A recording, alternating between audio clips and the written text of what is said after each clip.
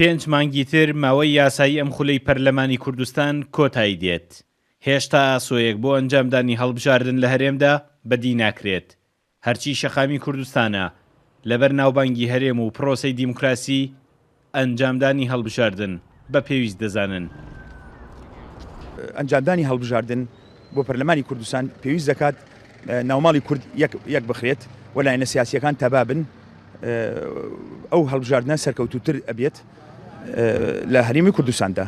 وەڵا هەڵبژاردن لە کاتی خۆیدا پێویستە لەبەرەوەی بۆ ناوبانگی هەم هەرێمی کوردستان و بۆ ئەوە پێویستە هەڵبژاردن لە کاتی خۆیدا بەڕێوە بچێت و پێویستە بەر لە هەڵبژاردنیش هەموو لایەنە سیاسیەکان پێکەوە لەسەر یەک مێزی گفتوگۆ کێشەکانیان چارەسەر بکەن و بەر لە هەڵبژاردن پێویستە پەرلەمان کارا بکرێتەوە.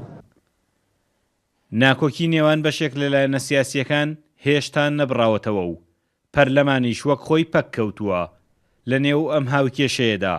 یەکێتی کار بۆ ئەوە دەکات هەڵبژاردن لە کاتی خۆیدا بەڕێوە بچێت. ئەندامێکی سەرکردایەتیەکەشی ئەوە دووپات دەکاتەوە. ئێمەش لەگەڵ پرۆسەی دیموکراسیین و پرۆسەی دیموکراسی ئەساسی کاری ڕێکخراوی ئێمەیە بۆیە ئێمە لەگەڵ ئەوین انتخابات لە وەخت و کاتی خۆیان بکرێت.